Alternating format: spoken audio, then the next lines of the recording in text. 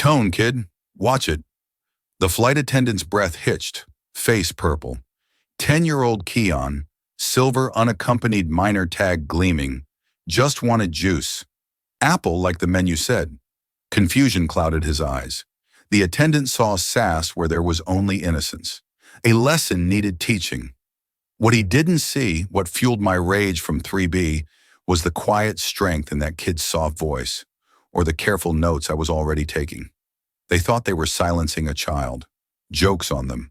Keon's kindness was a slow burn, and they had no idea how her quiet kindness will change everything. Nor could he know the boy's father was a former military strategist. The flight attendant thought he was asserting control. In reality, he was about to trigger his own complete dismantlement. You must join our channel and hit subscribe, because only those who believe no black child should be punched into silence will do it before this story begins. Watch your tone. Clark Denham muttered, his voice low and sharp. The sentence cut through the calm hum of the airplane cabin like a sudden crack of thunder. Keon Hart, just 10 years old, blinked up at the towering flight attendant, confusion flickering in his wide brown eyes. He hadn't meant to be disrespectful. He was just reading from the menu. The apple juice was listed right there in clean, bold letters. He hadn't raised his voice, hadn't demanded anything. He just asked politely. "I wasn't being rude," he replied softly. And with those words, everything changed. Clark's jaw twitched. He stood rigid, his arms stiff at his sides, fingers flexing slightly. Around them, the priority cabin of Flight 2703 remained still. Passengers were settling in overhead compartments, clicking shut, seatbelts tightening. The air carried the faint smell of recycled oxygen, coffee, and jet fuel. But for Keon, the atmosphere felt denser, like the gravity around him had just shifted. He was still trying to make sense of what had just happened. He'd boarded with a silver unaccompanied minor tag hanging from a thin chain around his neck, his hands carefully gripping the edges of his backpack. A gate agent had smiled and directed him to seat 2B, a cushioned window seat in the priority cabin, clearly meant for business travelers, not 10-year-olds. But no one had questioned it. Not at first. Not until Clark Denham spotted him stepping into the section like he didn't belong there. Clark had watched the boy take his seat with a look that was more than just annoyance. It was disdain, the kind that bubbles just beneath the surface of a carefully pressed uniform. Keon hadn't noticed. He'd smiled at the other passengers, tucked his bag beneath the seat, and pulled out the coloring book his dad had packed. His voice had been quiet when he asked for juice, almost shy, and the request was small enough to go unnoticed until Clark snapped back with a gruff, "We're out." That was the moment the mood shifted. Keon had tilted his head slightly and pointed to the laminated menu tucked in the seat pocket. "But the menu says there is," he'd said with genuine innocence. "That's what did it." Now Clark loomed above him like a shadow. The veins in his neck stood out. His eyes narrowed, his lips pressed into a line so tight it was almost invisible. He didn't move yet, but the tension in his body made it feel like a storm was about to hit. Keon's seat suddenly felt too big. The seat belt buckle dug into his side. He wasn't used to this kind of reaction. Adults usually liked him. He was soft-spoken, polite, thoughtful. He followed rules. His mom had told him to be extra polite during the flight, especially because he was traveling alone. "Just smile, be kind, and say please and thank you," she'd said. He'd done exactly that. So why did this man look like he wanted to hurt him? Clark stepped forward closer than necessary, blocking the aisle with his body. Another flight attendant passed behind him, a younger man named Tim, but he didn't stop. He barely looked over. Maybe he hadn't heard the tension, or maybe he didn't want to get involved. Keon looked away from Clark's face, glancing toward the seat across the aisle, where a man in a navy blue suit had just opened a tablet and was typing. The man seemed calm, detached, but Keon noticed the slight pause in his fingers, the way his eyes had flicked up briefly toward the interaction. He was watching quietly, measuring. The engines roared to life beneath them, a gentle vibration rumbling through the floor. The final boarding call had been made, and the aircraft began to push back from the gate. Keon felt a knot form in his stomach, not because of the movement, but because something about the way Clark was looking at him had shifted.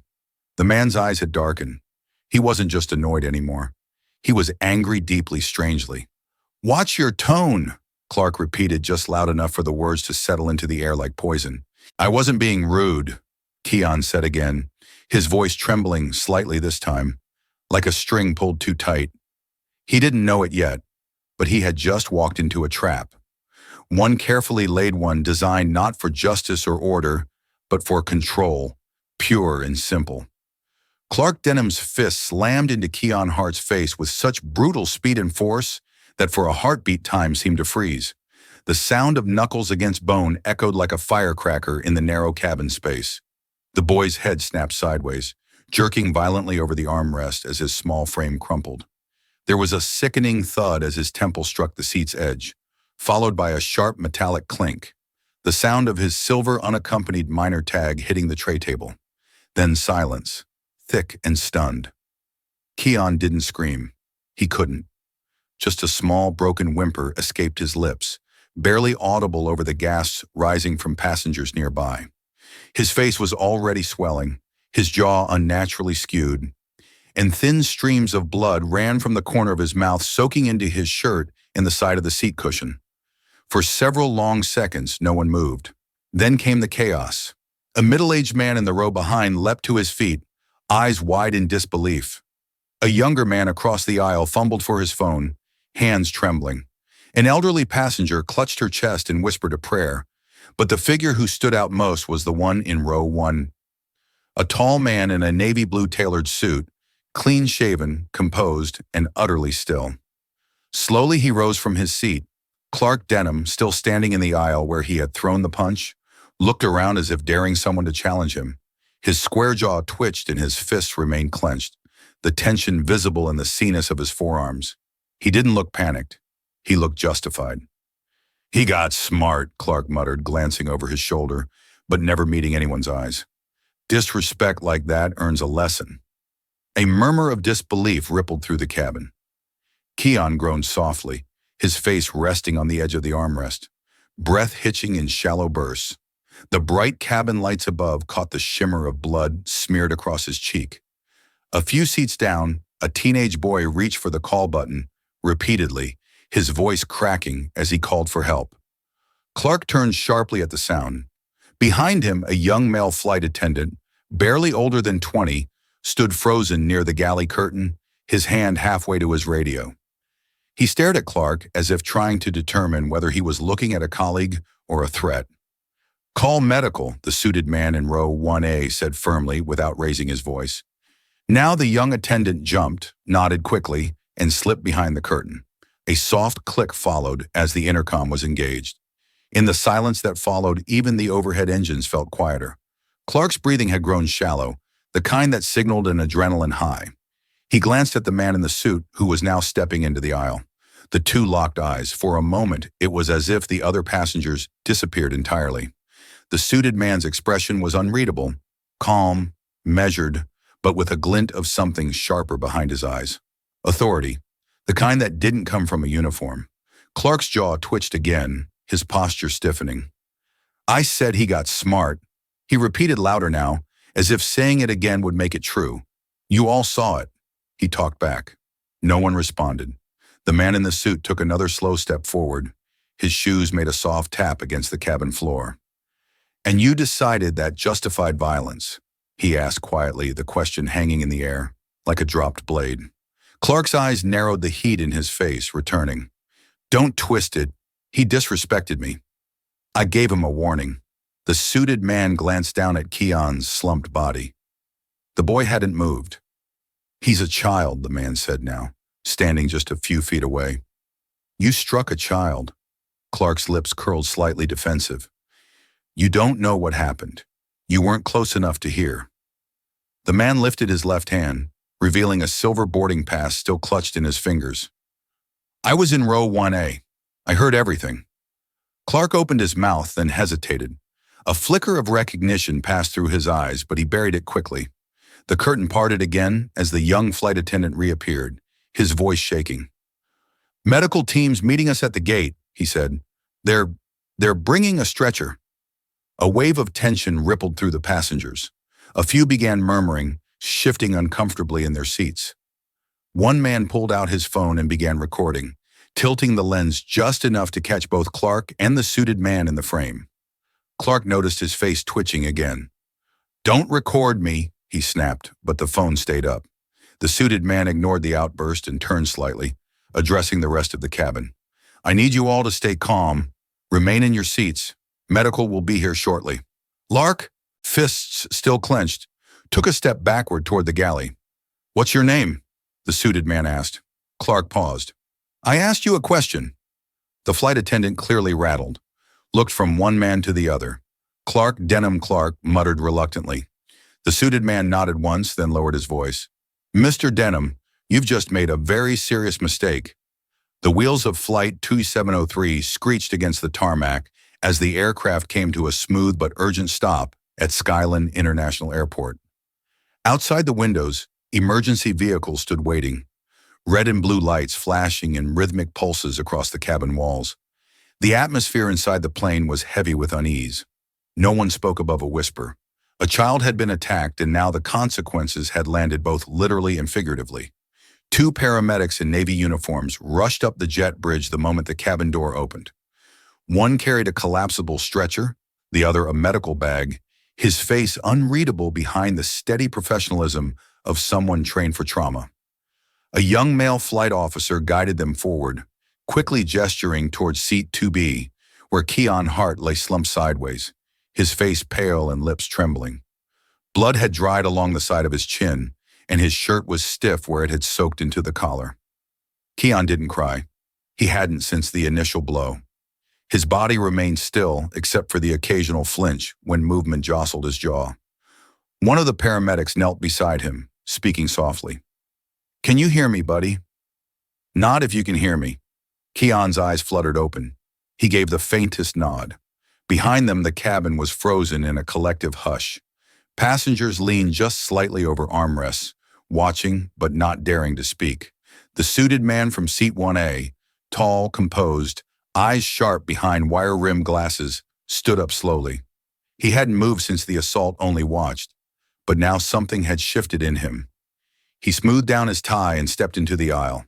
At the front of the plane near the emergency exit, Clark Denham stood with his arms crossed, shoulders squared, as if he were the one needing reassurance.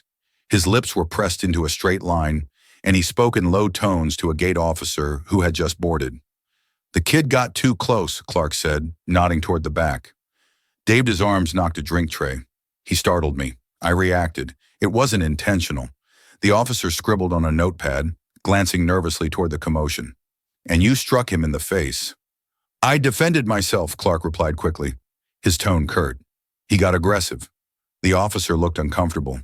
"He's 10. Clark's jaw tightened, but before he could speak again, the man from 1A stepped forward, card in hand. His voice was calm, but it cut through the noise like a blade. "Judge Marcel Durham, 5th Circuit Court." The officer's eyes widened.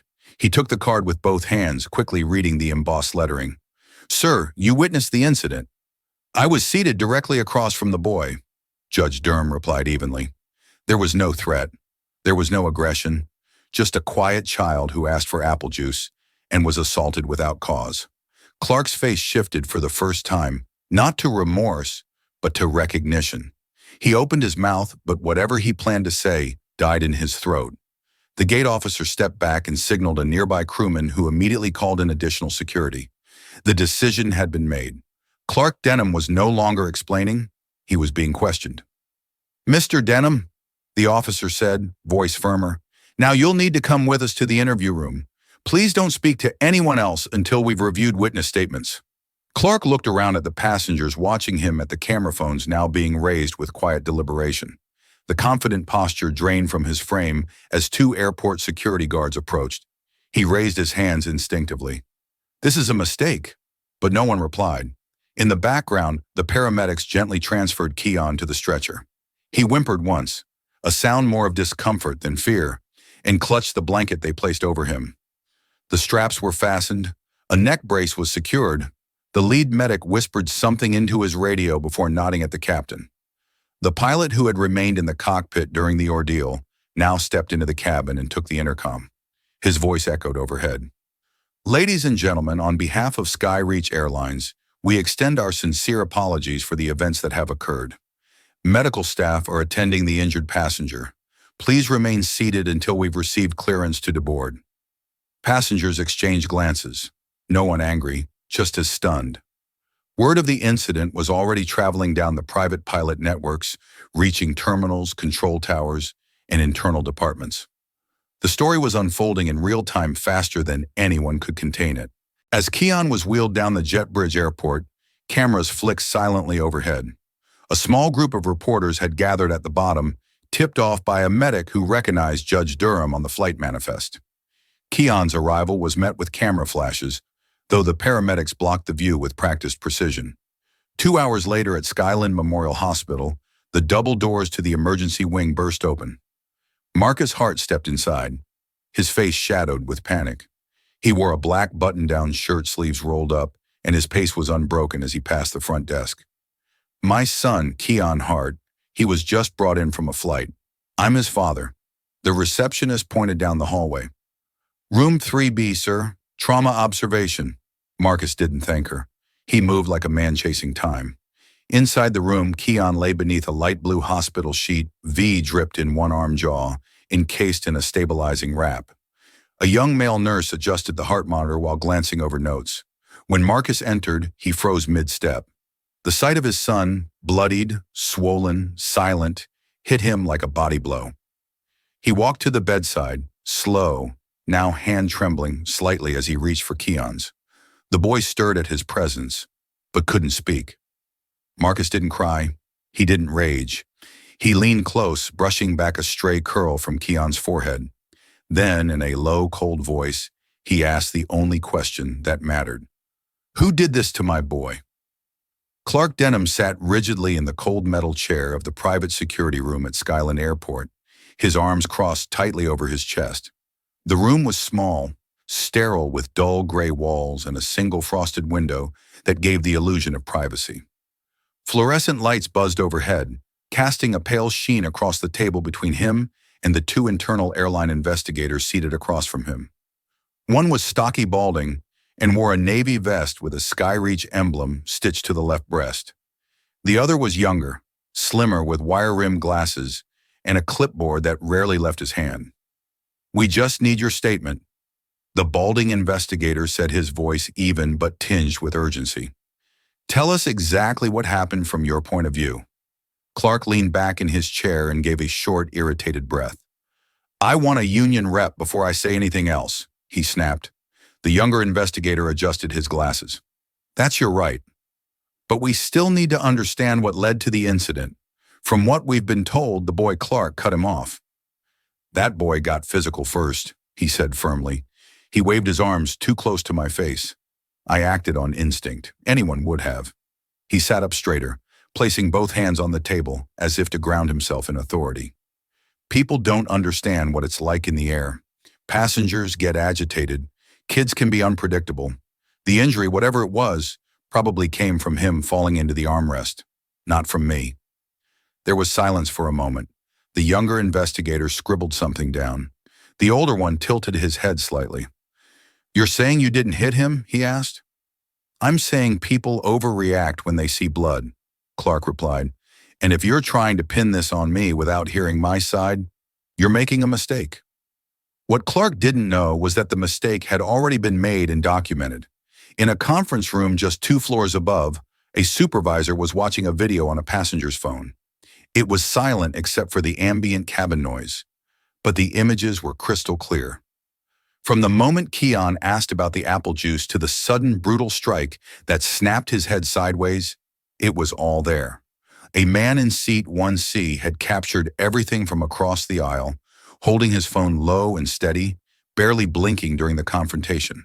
The footage had already been forwarded to 2 local news stations, and more critically to Judge Marcel Durham's personal aide. The judge had wasted no time. He'd viewed the footage twice and passed it directly to airport security. That video was now evidence. In Sky Memorial Hospital's pediatric wing, Marcus Hart sat in a stiff-backed chair, his eyes fixed on the same footage playing on his phone. The room smelled of antiseptic and linoleum. Keon lay unconscious in the hospital bed beside him, his head swathed in gauze. a soft monitor beeping steadily with every breath he took. A trace of dried blood still marked the edge of the boy's mouth. Marcus hadn't moved for nearly an hour. He just watched, rewound, watched again. Every time the frame froze on Clark's fist, tightening just before impact, Marcus's jaw clenched tighter. The former strategist was known for his calm under pressure. Haven Corp had once trusted him to coordinate multinational deployments, crisis containment, and fail safes that protected lives across continents. But right now, none of that mattered. None of it could undo the sight of his 10-year-old son crumpling beneath the weight of a stranger's anger. A nurse stepped in quietly, holding a clipboard. "Mr. Hart," he said gently, "the doctors are reviewing the scans now. We'll know more about the fractures soon." Marcus didn't turn his head. "Thank you," he murmured. Then, as if speaking more to himself than the nurse, he whispered, "He chose the wrong boy." He rose slowly from the chair and walked to the window overlooking the parking lot. Outside, the sun was beginning to set behind the terminal towers. He pressed his palm against the glass. His mind wasn't racing. It was sharpening. This wasn't just about a punch. It was about what had allowed the punch to happen. A man like Clark didn't snap in a vacuum. Downstairs, Clark Denham remained unaware of the gathering storm. His attorney hadn't arrived yet. He was growing frustrated. The investigator's silence made him uneasy. He leaned forward. "If you've got something to show me, then show it," he challenged, trying to reclaim control of the room. The older investigator exchanged a glance with his colleague, then reached into a folder and slid a still frame across the table. It was grainy but unmistakable. Clark's arm, extended fist, clenched the boy's head, beginning to recoil. Clark blinked, his mouth opened slightly, but no words came out. "We're done here," the older investigator said. "You'll be escorted to holding for now. A representative will meet you there." As Clark was led out of the room by two security guards, his steps no longer carried the weight of confidence they dragged. Somewhere in the building, a copy of that same footage was being reviewed by legal counsel, public relations, and the airline's crisis team. The chain reaction had begun. Marcus stood by Keon's bedside again. The boy stirred slightly, his hand twitching against the blanket. Marcus took it gently in his own. A sharp knock came at the door. "Mr. Hart," a man said, poking his head in. "It was a hospital liaison. There's been some movement on the investigation. We thought you'd want to know." Marcus turned slowly, his voice. "Even I want names, records.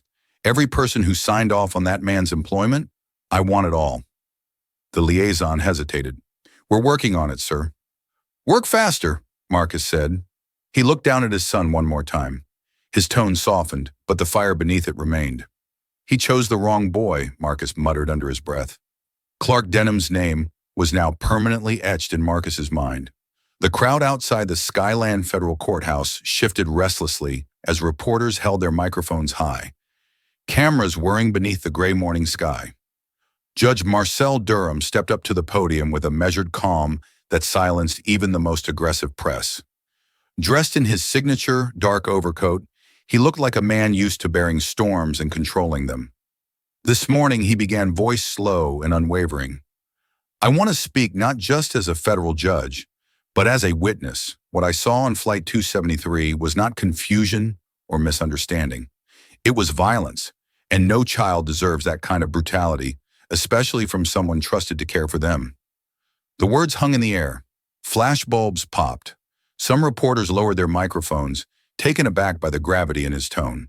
Durham didn't linger. With a short nod to the beau beside him, he stepped down from the podium and walked briskly back inside the courthouse, avoiding questions. The message had been delivered. The nation had heard it. Meanwhile, across the city, in a private law office on the 27th floor of the Garwin building, Clark Denham sat stiffly at a glass table beside his attorney. The air inside the room was sterile cold, the walls lined with legal texts and past victories framed in brass. Grant Maruro, a silver-haired defense attorney with a reputation for extending trials until they fizzled, leaned back in his chair, studying his client through narrowed eyes. "They're going to come hard," Grant said, "but that's just noise. What matters is what we put on record. You were provoked. You felt threatened. You acted on instinct. That's our story, and we're sticking to it." Clark's jaw tightened. It was just one punch, he muttered, his voice clipped. The kid wouldn't let it go. He kept pushing. Don't say that to anyone else, Grant snapped, pointing a finger. You're not the victim here. Not publicly. You're the man caught in a situation gone sideways. Say too much and they'll twist it. As Clark nodded, something flickered in his eyes. Not remorse, but annoyance. He didn't believe he had done anything wrong, that more than anything would become his undoing. At that same moment, Marcus Hart sat in a quiet corner booth of a diner on the east side of Skyland. His laptop opened a half-finished cup of black coffee in front of him. The morning sunlight filtered through dusty blinds, drawing faint golden lines across his weathered face. Two men slid into the booth across from him. Caleb Rohr and Lionel Sims, both former engineers he had worked with during his years consulting for Arison Systems. Marcus didn't greet them with small talk. Instead, he turned the screen toward them. This is what we know so far, he said. Lines of text scrolled across a shared document, passenger testimonies, dated internal reports, excerpts from email scrubbed of corporate signatures. Marcus tapped a highlighted section. Here, passenger complaint. 18 months ago, Clark was reported for yelling at a boy with special needs, filed under internal conduct review, then erased 2 weeks later. Caleb leaned in. We saw these patterns before, he said grimly. Remember Klein Rogers Security? They used the same tactic. Flag incidents just enough to be seen, then bury them quietly, Lionel added. And it's not just deleted reports. Look here. Flagged crew memos rewritten to sound like minor misunderstandings. If we cross-check timestamps, we might be able to recover the original versions from the data cache. Marcus's fingers flew over the keyboard, eyes sharp with focus. The fury he'd felt in that hospital room was still there, but now it was channeled, calculated. He wasn't swinging wildly. He was aiming precisely. They worked for hours, their conversation low but urgent. They cataloged 6 distinct reports involving Clark Denham, each dismissed, rewarded, or outright removed from Skyreach's official logs. One involved a verbal threat toward a junior attendant, another a shouted tirade at an elderly passenger over a seating mix-up. Each had been explained away as training challenges or miscommunication. Marcus sat back, rubbing his chin. They knew. They always knew, he said. Then he reached into his coat pocket and pulled out a slim black flash drive, placing it on the table. Everything we've built, copy it, encrypt it, then send one to Durham's aide. I've already cleared the channel. Is this enough? Caleb asked. It's enough to start a fire, Marcus said. That evening, under dim fluorescent lights inside Judge Durham's private chambers, Marcus handed him a manila folder. It was thick, heavy, with printed evidence. Durham opened it without a word, his eyes scanning each page with practiced precision. A silence stretched between them, filled only by the rustle of paper. This is more than misconduct, Durham finally said. This is a system designed to cover itself. Marcus nodded once. This wasn't a moment of rage, he said, voice low but steady. This was a pattern waiting to explode, and the fuse had finally reached the charge. The moment the courtroom doors closed behind him, Clark Denham realized how deeply he was sinking. He sat stiffly in the pristine leather chair inside his attorney's downtown office, a space that smelled of polished wood, old money, and quiet desperation. The blinds were half drawn, slicing the morning sunlight into jagged bars that fell across the sleek conference table. Clark stared at the floor jaw clenched tight. Across from him, Grant Marrero adjusted his cufflinks, his voice even, but carrying the weight of strategy. You were provoked. You acted instinctively. You feared for your safety, Grant repeated, tapping a folder on the table. That's the only path we take forward. Clark nodded slowly, but his knuckles whitened around the edge of his chair. The confident nod was a mask. Inside, panic was blooming fast, flooding every thought with doubt. He had believed foolishly that this would all blow over. A kid with a smart mouth, a quick reaction. It should have ended with a write-up, maybe a reprimand, not with paramedics, media, firestorms, and federal judges involved. They've already labeled you, Grant added, flipping open the folder to reveal a printed headline.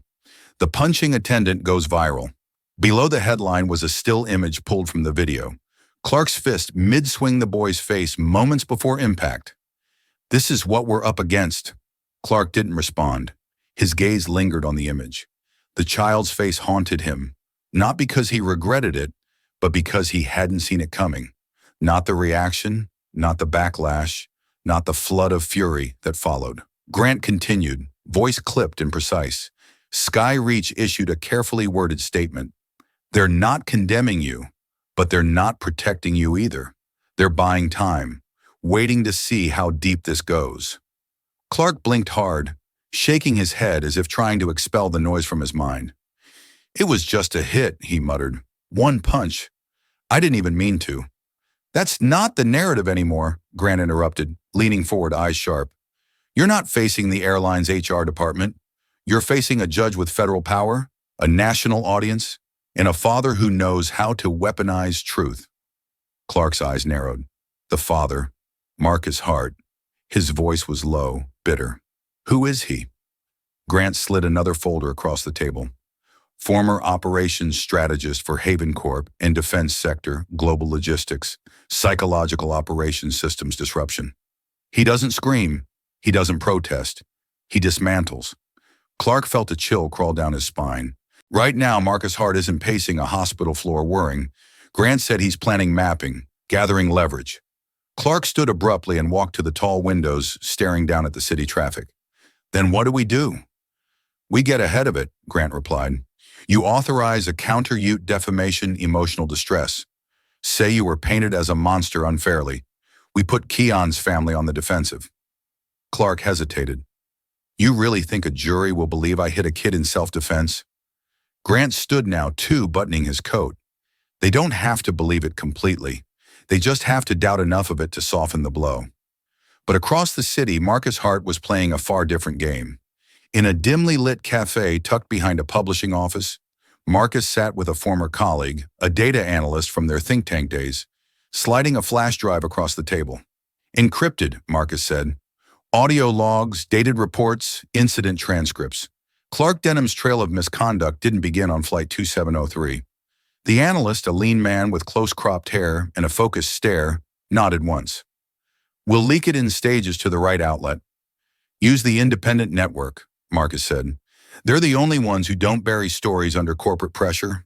The analyst pocketed the drive. You're not playing defense. I never was. Marcus left the cafe and stepped into the quiet evening, dialing another number as he walked. Is Dr. Rennick available? He asked.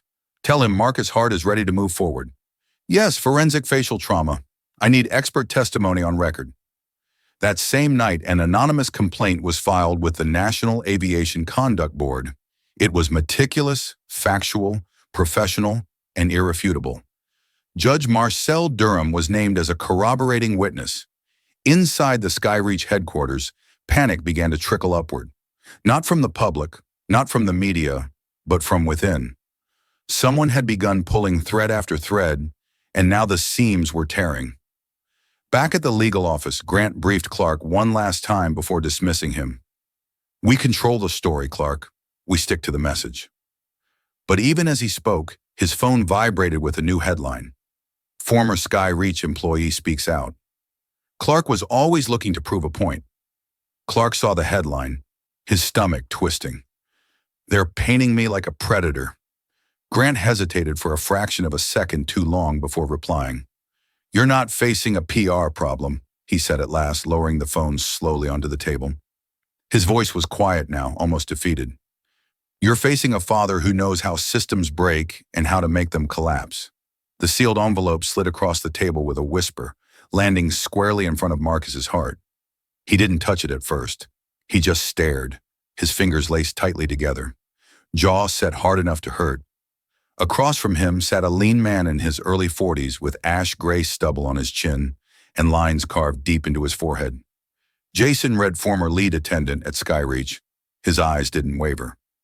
I kept it all these years, Jason said quietly. Didn't know if I'd ever use it. But when I saw what he did to your son, I couldn't stay silent. Marcus opened the envelope, slowly sliding out a thin stack of crisp papers. At the top, a bold heading passenger misconduct complaint. 2018 transatlantic flight SR-47 and 8. Beneath it, in tight handwriting, a parent had detailed how their son, another unaccompanied minor, had been struck across the shoulder with a tray edge by flight attendant Clark Denham after asking for help. The boy had cried the entire flight. The complaint had signatures, timestamps, and even a crew roster. It was all there, but Marcus had been in enough boardrooms to know what else it was. Dangerous. This wasn't filed with HR, he muttered, flipping through the pages. This was buried. Jason nodded, eyes heavy with guilt. We were told it was handled internally. Next thing I knew, the family got a travel voucher and stopped pressing, but Clark bragged about it for weeks. Said, sometimes kids needed a reminder to stay quiet. Marcus's grip on the document tightened. The sterile lights above flickered faintly, casting long shadows on the conference table. How many others? He asked. At least 3 more incidents I personally witnessed. Verbal abuse threats. Never on paper, though. He was smart about that. Jason looked away. But this one I printed and kept just in case. Marcus rose slowly from his chair, sliding the paper back into the envelope with deliberate care. You've done the right thing now, he said, and I promise you this won't disappear. The door to the private lounge opened just enough for Marcus to see the dusk settling over Skyland City through the wide airport windows. The glow of runway lights flickered beyond the glass like silent signals, blinking in anticipation. Outside, as Marcus walked back to his car, he called Judge Durham. I need to meet urgently. There's something you need to see. Later that evening, in the dim warmth of the judge's study, the 2 men reviewed the sealed statement line by line. The room was quiet except for the soft ticking of an antique clock on the mantel and the occasional hum of traffic beyond the window. Durham leaned back in his chair, brows furrowed. This predates Keon's case by 5 years. It confirms this wasn't an isolated breakdown. It was a pattern, and a pattern the airline helped suppress, Marcus added. His voice was low sharp. They buried this, which means someone high up signed off on it. Durham tapped a pen against his notebook. The problem isn't just Clark anymore. It's the structure that allowed him to keep hurting children without consequences. Marcus nodded slowly, his thoughts already racing ahead. Then it's time we show the structure. It's not untouchable. Over the next several days, Marcus contacted 2 former engineers he'd worked with years ago, both now contractors with data clearance for the airline's back-end systems. Through encrypted channels, they helped him retrieve fragments of past employee complaints flags buried in old databases, most labeled closed without cause. He pieced together a quiet map of rot. Clark's name kept surfacing adjacent to incidents that were never followed through. One internal note read, reported as temperamental but essential to crew balance. Another handled via informal talk. Issue not escalated. Marcus stared at the screen, the cursor blinking like a metronome of rage. That night, back at the hospital, Keon sat propped in bed watching a cartoon with the sound off. A thick bandage still ran across his jawline, and even the smallest smile made him wuss. He hadn't spoken in days. Marcus sat beside him, one hand gently covering his son's. He'd promised Keon healing. Now he had to make good on the second part justice. As the trial date was set for 3 weeks out, Marcus worked in silence. He forwarded documents called former staff scheduled interviews. Behind every action was strategy. He was no longer just a father. He was a man at war with an institution. Late one night, he met Jason again in a quiet corner of a downtown cafe. Rain tapped at the windows like a slow drum beat, muffling the sounds outside. This doesn't stop with him, does it? Jason asked, his voice low. No, Marcus replied. Clark is just the door. What's behind it is bigger. Jason looked down at his coffee. You're going to take them all down, aren't you? Marcus didn't hesitate. I'm not fighting a man, he said. I'm fighting a whole culture, and I plan to win. If that moment made your blood boil and your heart ache, don't scroll. Subscribe and become a member, because letting violence go unchallenged means accepting it. The emails surfaced like a thunderclap. Late at night, just 3 days before the trial was set to begin, a whistleblower using the alias Cabin truth leaked a file of internal correspondence to 3 major news outlets. Within hours, the messages between Clark Denham and his direct supervisor began circulating online. The most damning line, one that would later be read aloud in court, was simple, chilling, and impossible to misinterpret. They always think they can talk back if they're young and entitled, especially that kind. It hit the public like a wave. By morning, protests had already begun forming outside Skyreach Airlines headquarters in downtown Skyland City. Men in suits stood nervously behind glass doors while chants echoed across the plaza. Signs bobbed above the crowd, not just to punch a pattern. Protect our kids and that kind, we know what you mean. Inside a quiet room on the 19th floor of the courthouse, Marcus Hart stood over a conference table cluttered with documents, statements, and still frames from the flight video.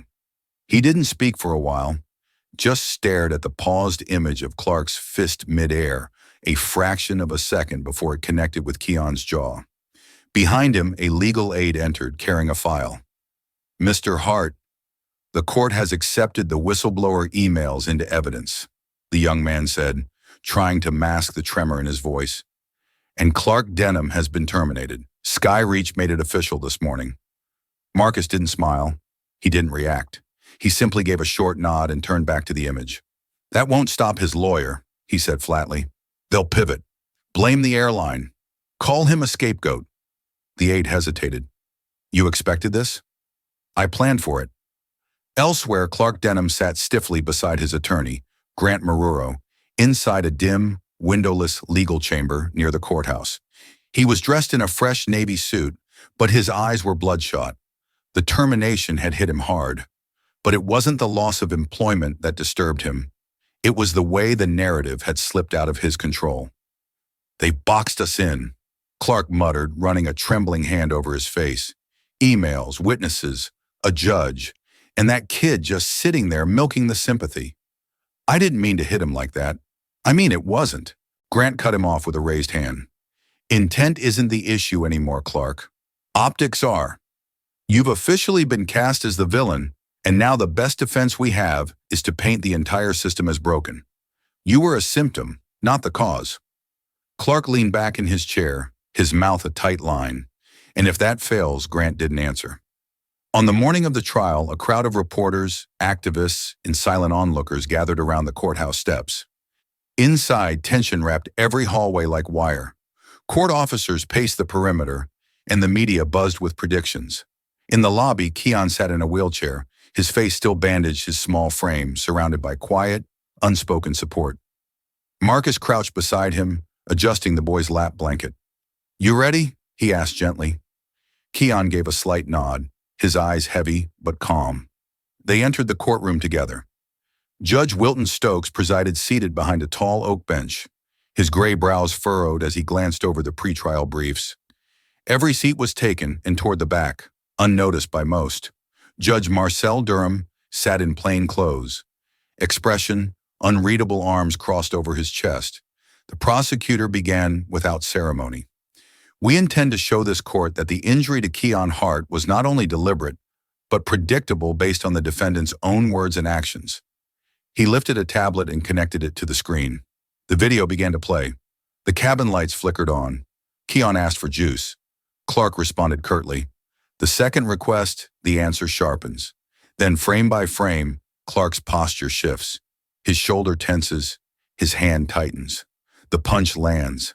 Gasps echoed as the room watched the moment in slow motion, not just once, but twice. The angle from the passenger's phone was clear, damning.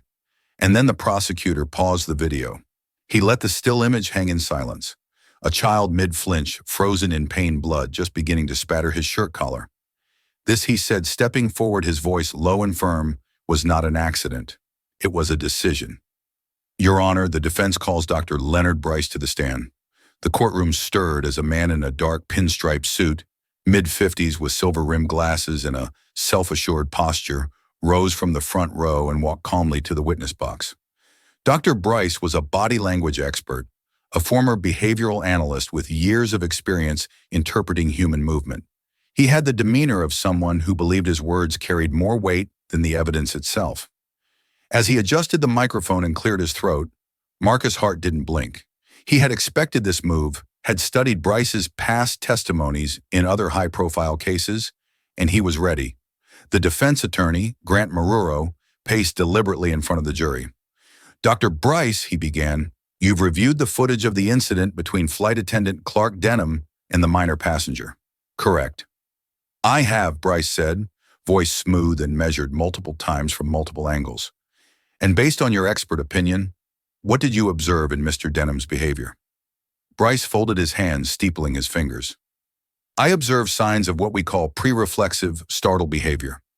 It's when someone is caught off guard and responds before conscious thought takes over. His shoulders flinch back, his arms move defensively, his face shows surprise. It's consistent with someone reacting out of fear. Fear of what Grant prompted. Bryce nodded. Of perceived physical aggression. The child's sudden movement could have been interpreted consciously or subconsciously as a threat. A low murmur rose from the gallery, quickly hushed by the judge. Marcus remained stone still. He could feel Keon shifting nervously beside him, his small frame tense beneath the oversized blazer he wore to court. Marcus gently placed a hand on his son's knee, not to calm him, but to remind him he wasn't alone. When the defense rested its case, the prosecutor, Mr. Holbrook, rose without ceremony. He didn't speak immediately. Instead, he wheeled a large monitor to the center of the courtroom and turned to the judge. Permission to play the footage one final time, Your Honor, this time with motion mapping overlay. The judge gave a nod and the screen came to life. Frame by frame, the jury watched Clark Denham turn toward Keon. Digital markers appeared on Clark's body, the slow flex of his shoulders, the tightening of his right hand into a fist, the shifting of weight from his left foot to his right. The moment before the punch was undeniable, calculated, measured. Pause it there, Holbrook said. The screen froze on the frame. Clark's fist inches from Keon's jaw, his knuckles pulled tight, jaw clenched, eyes narrowed. There was no flinch, no panic, only intent. My expert, Holbrook continued. Dr. Adrian Bell concluded that Mr. Denham displayed anticipatory aggression. He didn't react. He prepared, and this preparation began before the boy moved at all. Gasps echoed faintly. One juror covered his mouth, another leaned closer, but Holbrook wasn't finished. He turned toward Marcus and gave a small nod. Marcus gently leaned over and whispered to Keon, "Are you ready?" Keon nodded once, barely, then slowly stood. The entire courtroom turned as Keon, heart still healing, still fragile, stepped forward with the aid of a bailiff. His walk was careful, his mouth still held in a guarded position, but his eyes, those eyes, held strength. When he reached the witness box, he climbed the step and looked out over the sea of faces. He didn't flinch under the pressure. A child psychologist sat quietly at the end of the row, just in case he needed to be excused, but Keon didn't ask to leave. He was here for a reason. Mr. Holbrook stepped forward gently. Keon, he said softly, I'll only ask you 3 questions, that's all. If you need to stop at any time, just let me know. Is that okay? Keon nodded. First question. Did you touch or try to touch Mr. Denham before he hit you? Keon shook his head. No. Second, did you say anything threatening to him again? No. Holbrook took a breath. And third, what did he say to you right before he hit you? Keon's lips trembled, but he took his time. His hands gripped the wooden edge of the box. He blinked. One slow blink, then another. When he spoke, his voice cracked, but didn't waver. He said, "Let's see you talk now." The words rang through the room like the crack of thunder. You could hear the breath leave people's chests. Even the judge paused, looking up from his notes. The gallery sat in stunned silence. Clark, sitting at the defense table, lowered his eyes. His attorney looked pale. Marcus didn't move. He didn't have to. Keon had said what no footage could. He'd spoken through pain, through fear, and broken through the last defense wall. The judge cleared his throat, visibly moved. That will be all for today. Court was adjourned until the following morning. The shuffle of papers and quiet footsteps filled the room as people stood still, shell-shocked from what they'd heard. Outside, the sun was beginning to set. Gold light spilled across the courthouse steps, casting long shadows on the stone. Marcus sat beside Keon on the wide marble bench, neither of them speaking for a moment. Then Marcus turned to his son. "You were brave today," he told him. Keon nodded slowly and looked toward the sunset. For the first time since the flight, he smiled just faintly. Felix Ray's name had not appeared on any of the pretrial witness lists. That alone was enough to send a ripple through the courtroom. As the bay opened the side door and the young man entered, the jurors shifted forward slightly in their seats. He was tall, lean, with a slight limp that was noticeable even before he reached the witness stand. Every step seemed weighted, not just by injury, but by memory.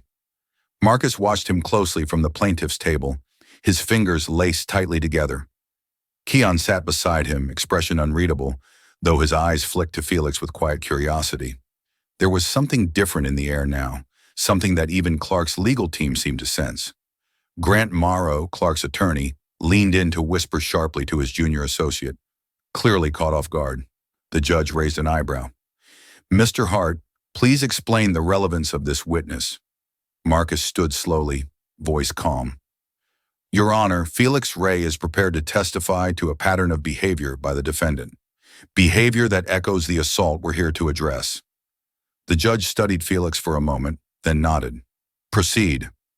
Felix took his seat, adjusted the microphone, and looked out at the courtroom, not with fear, but a kind of practiced resolve. "My name is Felix Ray.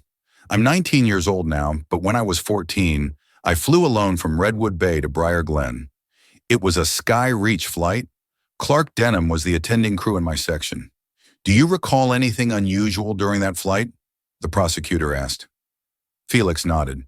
"Yes, I had trouble lifting my carry-on bag into the overhead compartment. I asked for help." His voice didn't tremble.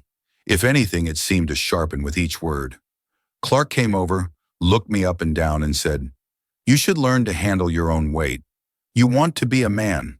Act like one.' I tried again, but the bag slipped. He stepped forward, grabbed my shoulder, and shoved me down into my seat. My leg hit the metal armrest hard. He paused slowly, pulling up the cuff of his pant leg. A long, jagged scar ran from his knee to his shin. Audible gasps filled the courtroom. Marcus didn't move, but his jaw tensed. From the corner of his eye, he saw Keon's small hand move, resting gently on his. "Did you report this incident?" the prosecutor asked. Felix gave a bitter half-smile. "I did. My father filed a complaint. We even sent pictures of my leg, but weeks passed and we heard nothing. When he followed up, they said there was no record of the report. We dropped it. What else could we do?" The silence that followed was heavy, filled with the weight of disbelief and the uncomfortable recognition that this story had echoes. Grant Maruro stood clearing his throat. "Objection. This is anecdotal, prejudicial, sustained," the judge said mildly, then turned to Felix. "Mr. Ray, your testimony is only admissible insofar as it relates to a behavioral pattern that could inform the jury's understanding of this case. Please limit your remarks accordingly." Felix nodded. "Understood, Your Honor." The prosecutor leaned in again. "Felix, can you describe Clark Denham's tone when he said those things to you?" "Demeaning, like I wasn't worth his time. Like I was a problem, not a person." Across the courtroom, Clark sat stone-faced.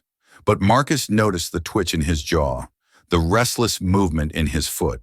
The defense hadn't expected this. They were losing control of the narrative, and they knew it. After Felix stepped down, Marcus took a long breath. He hadn't told anyone, not even Judge Durham, about bringing Felix in.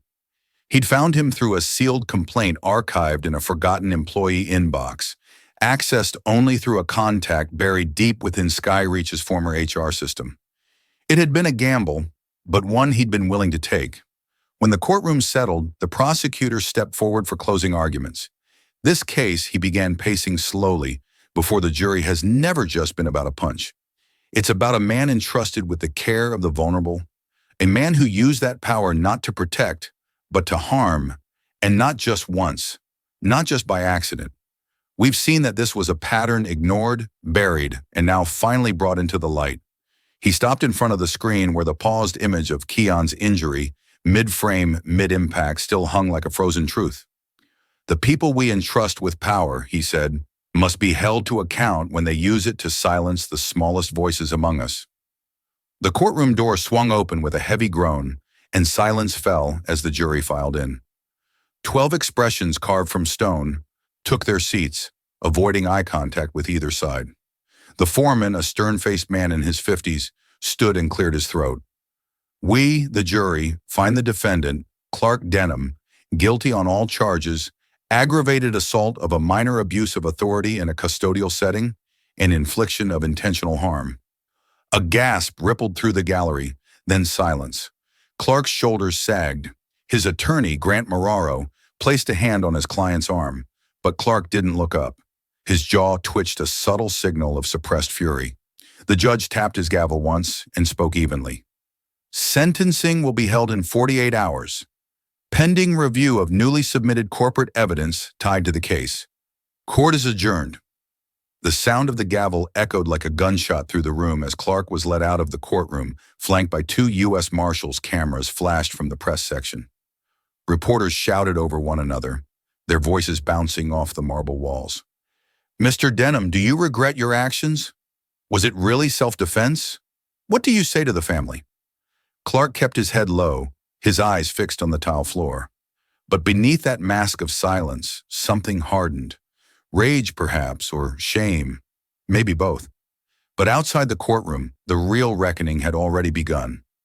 Marcus Hart stood with Judge Marcel Durham and Jason Redd in a quiet side hallway of the federal building. The walls here were bare, unadorned, and the air buzzed with the low hum of fluorescent lights. The 3 men looked as if they belonged in different worlds. Marcus in his gray tactical cut suit, Jason in a plain navy jacket with a frayed hem, and Durham in his immaculate black robe removed only moments earlier.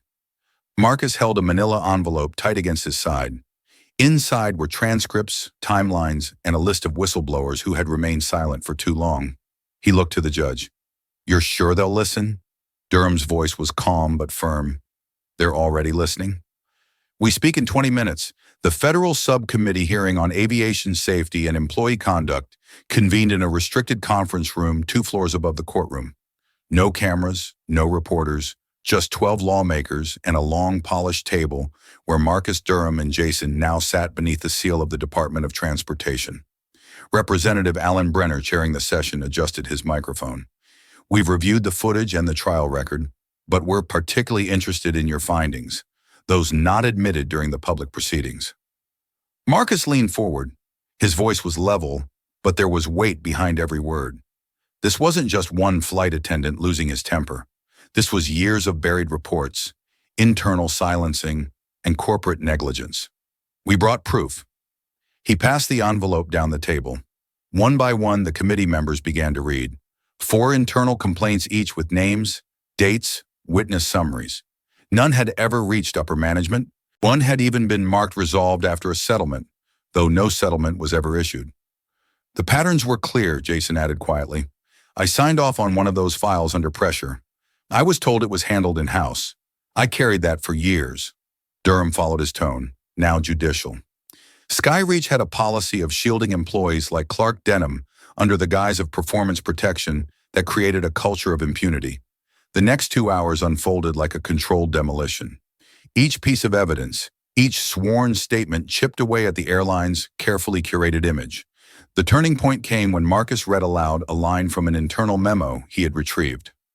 "Avoid escalating passenger complaints related to legacy crew, especially if they involve minors. They're unreliable witnesses." By the time the hearing adjourned, the air in the room had changed. Tension had turned into quiet determination. The subcommittee chair stood and addressed the room. "We'll be issuing a recommendation for immediate federal oversight into employee conduct protocols at Skyreach. This pattern cannot be ignored." The statement reached the press before Clark's prison van had even left the courthouse. Within 3 hours, Skyreach's CEO, Leonard Graves, held a brief stammering press conference. "In light of recent revelations, I'm stepping down effective immediately." No questions were taken. That same day, a national audit was announced. All major U.S. carriers would be reviewed for their handling of passenger complaints, particularly those involving children and disabled individuals. Skyreach's stock plunged by 11% in a single afternoon, but Marcus didn't flinch. He was sitting quietly in the courthouse atrium as the reports rolled in. Keon sat beside him in his navy hoodie legs tucked under the bench. The boy still didn't talk much in public, but he watched the scrolling headlines on Marcus's phone with careful eyes. When Marcus locked the screen, Keon shifted closer. Marcus looked down at his son and smiled faintly. The noise of the day, the media frenzy, the hearings, the resignations, it all quieted in that moment. Keon leaned his head on his father's shoulder. The warmth was gentle, trusting. "Thank you," he whispered. The courtroom was heavy with silence as the judge returned to the bench. Clark Denham stood between his two attorneys, his face pale and unreadable. The tension had mounted over the past hour, every breath from the gallery held in anticipation. The jury's verdict had come swiftly, but this moment's sentencing was the reckoning. "Mr. Denham," the judge began, his voice firm and echoing across the room. "This court finds it especially disturbing that the victim in this case was not only defenseless but placed under your supervision for protection. You failed that duty in the most violent way possible." Clark didn't flinch. He stood stiffly, eyes fixed on the judge's chest rather than his face. There was no apology, no plea, just silence, like he believed it might somehow lessen the weight of the decision. "You are hereby sentenced to 9 years in federal prison," the judge concluded. Without the possibility of early parole, a few murmurs rippled through the courtroom. Reporters shifted in their seats. Some scribbled notes while others typed furiously on tablets. Clark's lawyer, Grant Maruro, leaned in to whisper something, but Clark didn't respond. His posture slumped just slightly, as if the words had knocked the air out of him, not from surprise but from reality. Finally settling in, the courtroom guards approached. One clipped the handcuffs onto Clark's wrist with practiced precision. As they turned him to escort him away, a journalist called out, "Do you have anything to say to Keon Hart?" But Clark kept his eyes on the floor and his mouth shut, disappearing behind the side door with nothing left to offer. The hallway outside was a wall of flash bulbs and microphones, but the noise didn't reach Marcus Hart. He sat quietly beside Keon, who remained in his wheelchair, his jaw still slightly bandaged. They didn't speak. They didn't need to. The judgment had landed, and yet Marcus knew this wasn't the end. It was only the first thread pulled from a tightly woven net. Back in Washington, the headlines pivoted fast. While Clark's appeal was filed that same afternoon, the coverage barely acknowledged it. Instead, all eyes turned to the larger story unfolding. Judge Marcel Durham had been appointed by the Transportation Ethics Committee to lead a new civilian oversight panel focused on passenger safety and employee accountability across all major airlines. His presence in the trial and his early testimony had caught the attention of policymakers. Now he was tasked with ensuring no child would ever again board a flight vulnerable to unchecked violence. Keon's name was spoken on the Senate floor. Lawmakers on both sides referenced his case when discussing new travel protections for minors. Images of his bloodied shirt and trembling posture had become a painful symbol of what needed to change. But with that visibility came responsibility, and Marcus didn't shy away. He received 3 separate invitations to participate in think tank discussions on travel trauma, all of which he turned down. But then came a private message through Judge Durham's office. A federal subcommittee wanted Marcus to consult directly on crafting a national policy for trauma-sensitive travel standards. He didn't answer immediately. He sat with the letter for a full evening, watching Keon sleep curled under a blanket at the far end of the couch. The boy twitched occasionally in his rest, but his breathing was steady, stronger. Marcus picked up the phone and dialed the number listed. When a voice answered, Marcus said only one thing. "I'll do it, but on one condition." The representative paused. "Yes, sir. All proceeds, stipends, any payments from my involvement." Marcus continued, his voice low but resolute. "Go to a scholarship fund.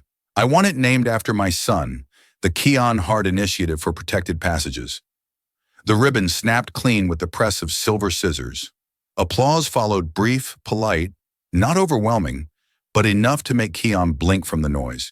He stood beside his father, hands folded neatly in front of him, the breeze tugging gently at the navy blue blazer Marcus had picked out that morning. It was 6 months to the day, 6 months since the flight, since the punch, since the silence. Now they stood beneath the curved glass awning of Terminal C just outside the entrance to Skyline Airport's new children's safe lounge. A brightly lit sanctuary decorated with soft colors, low shelves of books, plush seating, and walls covered in murals of flying kites in distant cities. The space looked nothing like the cold, sterile gates that Keon remembered from that day. That was the point. This wasn't just a waiting area, it was a promise. The crowd began to thin as media crews packed up and airport staff resumed their duties. A few reporters lingered near the podium, but the attention had shifted. The cameras weren't on Keon anymore, and that somehow made it easier for him to breathe. "Want to see inside?" Marcus asked quietly, tilting his head toward the glass doors. Keon nodded, then glanced at the sign above them. The Keon Hart Safe Lounge for every child who flies alone. His name in bold letters. It didn't feel real. Inside the space was warm and quiet. Gentle piano music played from hidden speakers. One wall had a mural of a boy launching a paper airplane into a sky that curved around the entire room. A pair of men in blue polos. The trauma response staff offered smiles but didn't speak. They let the moment unfold. Keon walked slowly past a low bookshelf, his fingers trailing along the spines. Every book had a small sticker on it. Donated by KH Initiative. Near the far corner, a playmat with wooden building blocks lay untouched. He paused, crouched, and started to stack them one by one. Marcus watched him for a while, arms crossed, but his stance soft. "You okay?" he asked gently. Keon nodded again, not looking up. "Yeah," he said then after a pause. "It's quieter here." That's the idea. There was a weight in Marcus's voice, not heavy with sadness, but with reflection. This wasn't just a lounge. It was the result of months of relentless advocacy meetings with legislators, partnerships with airport authorities, and hours spent reimagining what safety could look like for traveling children.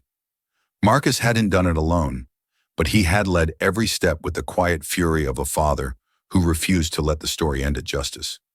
"I told my therapist something yesterday," Keon said, still focused on his tower of blocks. Marcus knelt beside him, meeting him at eye level. "What's that?" I said. "Even if I stutter a little, they still listen." Keon looked up, his eyes calm but steady. "That used to scare me talking. I mean, like maybe no one would wait long enough to hear what I meant." Marcus felt a tightness in his chest. "They hear you now?" he said. Keon shrugged slightly. "Even if they didn't, I think I'd still talk." From behind them, one of the lounge staff approached. "Mr. Hart, there's a news anchor outside. Who'd like a word?" "Just a quick question, if you're willing."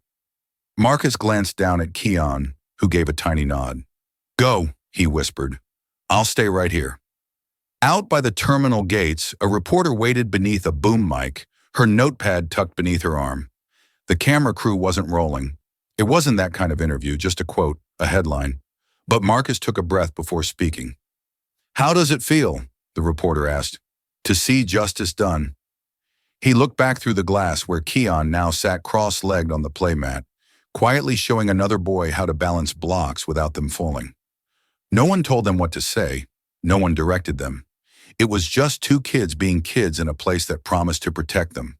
Marcus turned back to the reporter.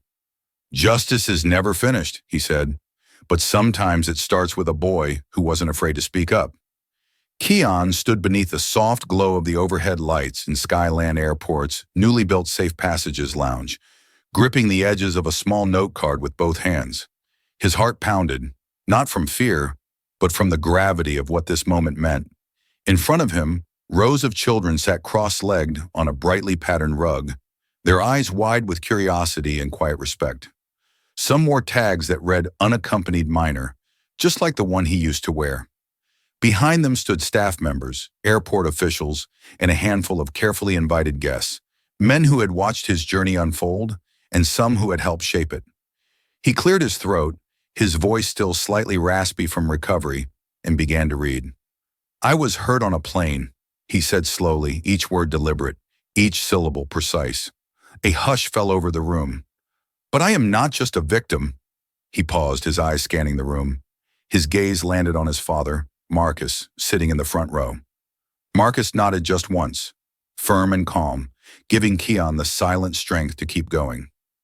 "I'm still flying," Keon continued, "and I want all of you to know that even when adults get it wrong, there are others who will fight to make it right." His hand trembled slightly, but his voice didn't break. As he lowered the card, a round of gentle applause rose from the audience. Not loud, not forced, just enough to echo a shared recognition of his courage. Marcus rose slowly to his feet, his eyes glassy, but his smile unwavering. Keon met his gaze, and for a brief second, it felt like the chaos of the past year had folded into something quiet, something steady. Standing a few steps behind the crowd were two men, Judge Marcel Durham and Jason Red, the former in a crisp gray suit, the latter in a simple collared shirt sleeves rolled up. They exchanged a glance, then turned their attention back to Keon, their expressions unreadable, but full of meaning.